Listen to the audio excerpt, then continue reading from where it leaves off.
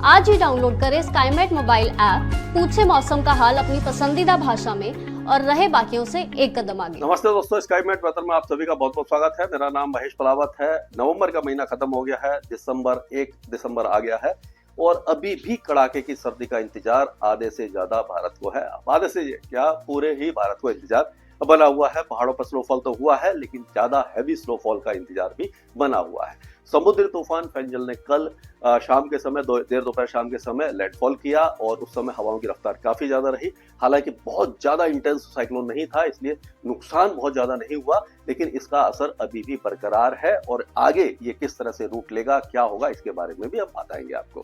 तो आप देखिए कि ये जो समुद्री तूफान फेंजल था, ये अंदर आया और उसके साथ साथ ये जैसे ही अंदर आया तो उसके बाद ये कमजोर होकर के डिप्रेशन और ये आगे जाएगा एज अ डिप्रेशन या लो प्रेशर एरिया जाएगा। उसके बाद ये फिर से डिप्रेशन बन सकता है, यानी कि ये अभी भी इसका जो असर है वो दिखाई देने वाला है। अगर हम इसको देखें तो आप देखेंगे कि इसका जो रूट है वो आपको मैं दिखाता हूं।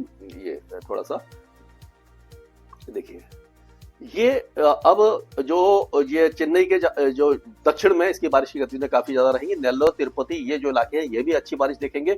बेंगलुरु, अनंतपुर, रायलसीमा, चित्रदुर्ग, हसन, हवेरी, मैसूर, ये जो इलाके हैं, कोयम्बटूर वगैरह, इन सारे इलाकों में लाइट टू मॉडरेट रेन रहेगी और केरल के कई इलाकों में बारिश की गतिविधियां रहने वाली है। इस तरह से ये आगे बढ़ेगा वेदर सिस्टम।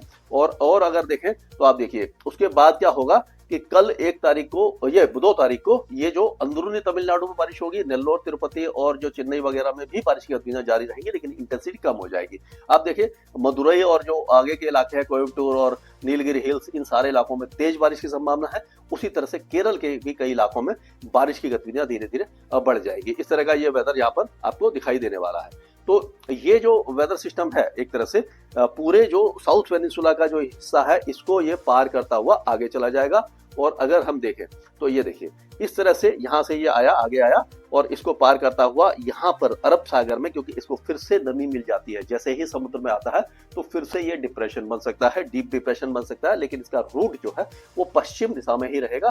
तो केरल में 2 तारीख को बारिश देने के बाद धीरे धीरे इसका असर पूरे दक्षिण भारत में कम हो जाएगा और ये समुद्र में ही आगे बढ़ जाएगा। तो कुल मिलाकर के कहा जा सकता है कि इसका 2 दिनों तक असर रहेगा, लेकिन असर धीरे धीरे कम होता जाएगा। बहुत ज्यादा हैवी रेन के चांसेस नहीं है, हवाओं की रफ्तार कम हो जाएगी, लेकिन केरल के तट पर अब खतरा थोड़ा सा बढ़ गया है। अगले 2-3 दिनों के दौरान वहां पर तेज हवाएं चल सकती हैं, ऊंची लहरें उठ सकती हैं। तो इस तरह का माहौल अभी बना रहेगा। अगर हम बात करते हैं आपका जो वेदर सिस्टम की, तो आप देखिए जो वेदर सिस्टम बने हुए हैं इसमें अगर देखें तो वेस्टर्न डिस्टर्बेंस अब धीरे धीरे आगे निकल जाएगा, लेकिन आज भी बर्फबारी ये कई इलाकों में दे सकता है। उसके बाद ये धीरे धीरे आगे निकल जाएगा। अगर इसको हम वैसे देखें, आपको मौसम के हिसाब से देखें तो गिलगित बाल्टिस्तान, मुजफ्फराबाद, लद्दाख, जम्मू कश्मीर, इन इलाकों में स्नोफॉल हुआ है। आज भी हल्का स्नोफॉल होगा, उसके बाद ये वेदर सिस्टम आगे निकल जाएगा। हिमाचल प्रदेश में भी आज ऊंचे पहाड़ों पर, चंबा, लाहौल स्पीति, कांगड़ा और कुल्लू के ऊंचे पहाड़ों पर स्नोफॉल की चांसेज है। बाकी इलाकों में हल्की बारिश भी हो सकती है और ये वेदर सिस्टम यानी कि वेस्टर्न डिस्टर्बेंस आगे निकलने वाला है।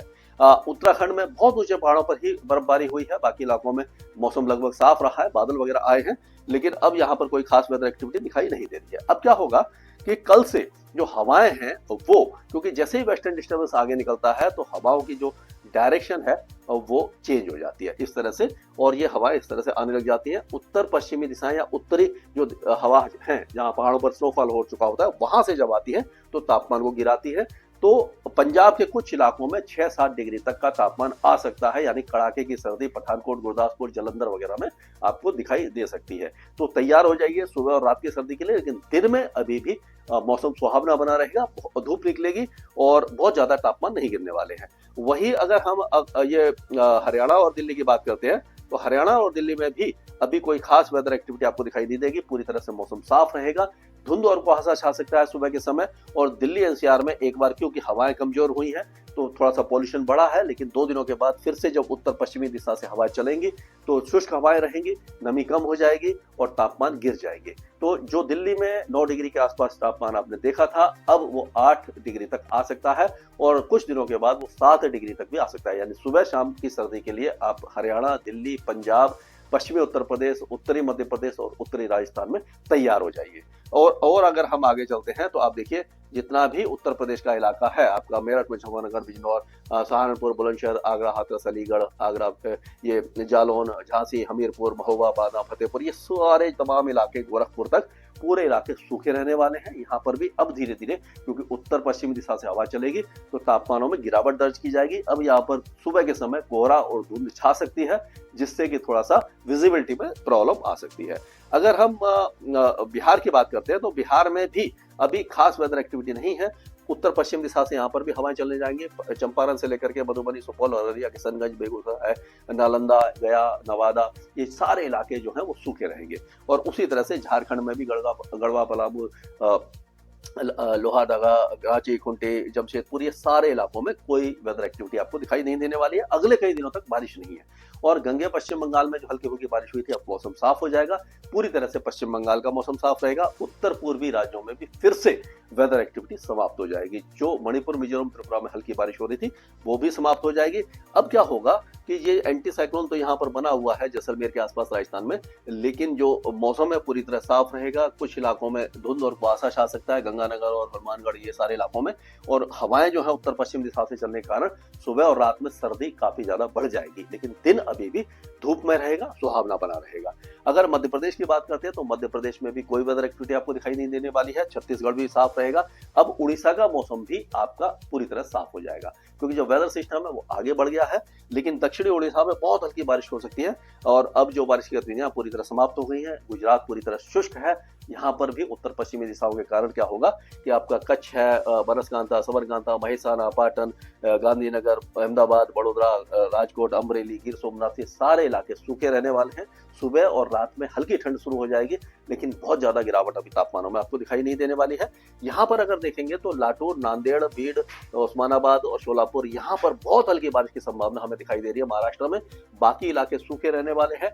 और मुंबई में 5 तारीख को जो मुख्यमंत्री के शपथ ग्रहण समारोह है, उस समय मौसम साफ रहेगा। सुबह का तापमान 21-22 डिग्री के आसपास रहेगा। मैक्सिमम टेम्परेचर 34-35 डिग्री के आसपास रहेंगे, लेकिन दिन में 30 से लेकर के 34-35 डिग्री के बीच में तापमान रह सकता है। 5 बजे के बाद तापमान फिर से गिरने लग जाएंगे, यानी धूप में और गर्म दिन रहेगा। कोई भी वेदर एक्टिविटी नहीं होगी और शपथ ग्रहण समारोह आराम से हो जाएगा। अब अगर और आगे चलते हैं हम तेलंगाना में, तो तेलंगाना में जो बारिश की गतिविधियां थी वो अब धीरे धीरे समाप्त हो जाएंगी। दक्षिणी तेलंगाना में थी, कहीं बाकी इलाकों में नहीं थी। आंध्र प्रदेश में अभी भी जो कुर्नूल है, अनंतपुर, चित्तूर, कड़प्पा, नेल्लोर, तिरुपति, इन इलाकों में बारिश की गतिविधियां रहने वाली है। लाइट टू मॉडरेट रहेगी, लेकिन कोस्टल एरिया जब धीरे धीरे साफ हो जाएंगे। अब अगर हम कर्नाटक की बात करें तो कर्नाटक में आपका मैसूर, चामराजनगर, मांड्या और ये कोडागू वगैरह, इन इलाकों में तो बारिश थोड़ी अच्छी रहेगी, और बाकी इलाकों में बारिश की गतिविधियां थोड़ी कम रहेगी। लेकिन उत्तरी जो आंतरिक कर्नाटक है, विदर्भ, गुलबर्गा, बीजापुर, यादगीर, बागलकोट, रायचूर, बेलगांव, धारवाड़, गंडक, कोपल, ये सारे इलाके सूखे रहने वाले हैं। अब अगर केरल की बात करें तो केरल में, क्योंकि जो साइक्लोन कमजोर होकर डिप्रेशन बनकर केरल के ऊपर से निकलने वाला है, तो यहाँ पर अब बारिश की गतिविधियां बढ़ने वाली हैं।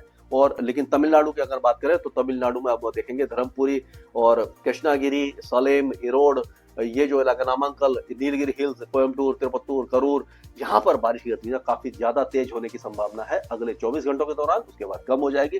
चेन्नई वगैरह में भी बारिश की गतिविधियां लाइट टू मॉडरेट रहेगी। दक्षिणी तमिलनाडु का मौसम लगभग शुष्क बना रहेगा।